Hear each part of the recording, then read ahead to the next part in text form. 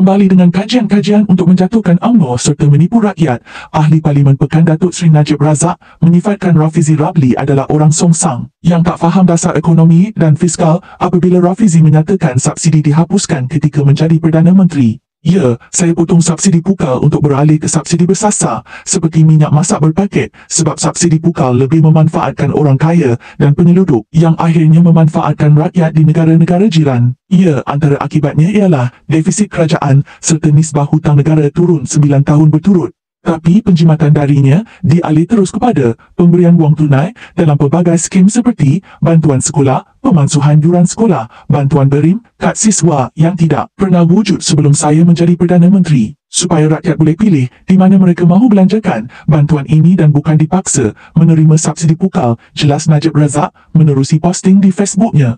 Hal ini boleh dilihat melalui contoh jika seseorang yang tidak mempunyai kereta dan perlu bergantung kepada motosikal atau pengangkutan awam, ianya tidak mendatangkan kerugian kepada orang berkereta yang mendapat subsidi. Najib Razak berkata begitu juga dengan berim yang sebelum ini tidak wujud sebelum beliau menjadi Perdana Menteri dan hanya diperkenalkan pada tahun 2012 dengan kadar RM500. Tiap-tiap tahun kemudian, berim dinaikkan nilainya atau jumlah penerima yang layak diperluaskan sehingga menjadi RM2,000 bagi tahun 2018 sekiranya Barisan Nasional menang. Biarpun semakin bertambah, kerajaan Barisan Nasional melakukannya tanpa menaikkan defisit kerajaan, menaikkan kebergantungan kepada hasil minyak maupun menjarah dana Petronas, katanya. Melalui itu juga, defisit kerajaan telah menurun untuk 9 tahun berturut-turut. Nisbah hutang negara kepada KDNK juga menurun pada setiap tahun dan kebergantungan kerajaan kepada hasil minyak juga turun setiap tahun.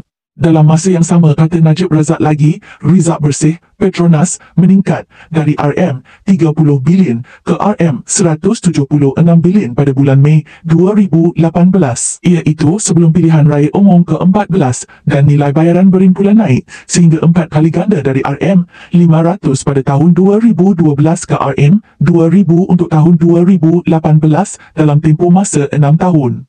Melihat track rekod dan trend kenaikan, sekiranya kerajaan tak tukar, berim mungkin sudah RM3,000 atau RM4,000 tahun ini. Dividen serta hibah tabung-tabung simpanan tinggi dengan konsisten sepanjang tempoh. Bagaimana pula dengan kerajaan Pakatan Harapan dengan formula-formula? Songsangnya, soal Najib Razak. Beliau menyenaraikan mengikut track yang berlaku setelah Pakatan Harapan menjadi kerajaan di mana berlakunya kenaikan defisit, hutang negara dan nisbah hutang juga meningkat. Kebergantungan kerajaan kepada hasil minyak juga meningkat manakala Petronas dijarah sebanyak RM84 bilion. Selain daripada itu, berlaku juga aset-aset negara yang dijual satu persatu yang menjadikan nilai aset khazanah jatuh hingga 30% berbanding kenaikan sehingga hampir 4 kali ganda dari RM32 bilion ke RM116 bilion sepanjang Najib Razak menjadi Perdana Menteri.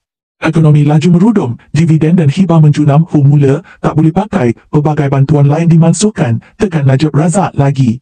Rakyat juga tidak lupa ketika Pakatan Harapan menjadi kerajaan, hanya bantuan RM30 yang diterima, manakala hal-hal seperti mana yang dijanjikan sebelum itu tiada yang tertunai. Rakyat hanya mampu menjulang janji dan harapan palsu yang dibuat Pakatan Harapan ketika itu. Jangan lupa like, share dan tinggalkan komen anda di bawah. Terima kasih.